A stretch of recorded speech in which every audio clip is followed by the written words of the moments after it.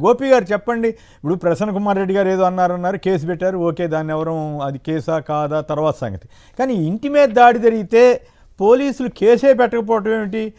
ఈ నలపరెడ్డి ఇంటిపై దాడిని ఖండించారు జగన్ గారు, అది ఒక ఆస్పెక్ట్ అనుకోండి, ఖండిస్తారు కాబట్టి.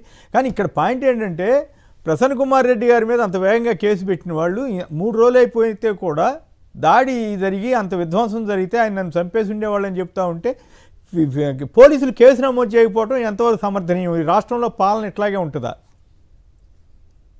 కొమ్మినేని గారు, మీకు సాక్షి ప్రేక్షకులకి ప్యానలిస్టులు అందరికీ కూడా గుడ్ మార్నింగ్ అండి.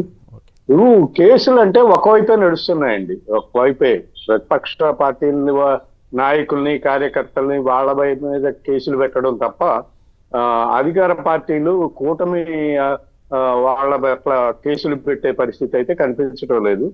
ఎక్కడా పెట్టడం లేదు అలాంటి కేసులు.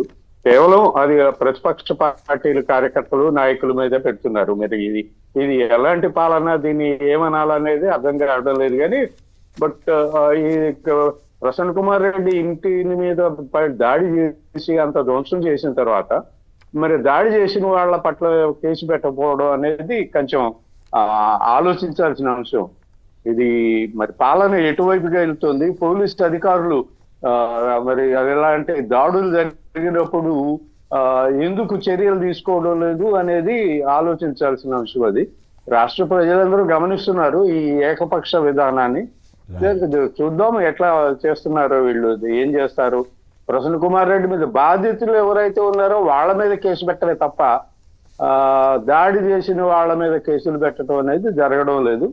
అది జరిగితే బాగుంటుంది. మరి అధికారులు ఏం చేస్తారో చూద్దామండి.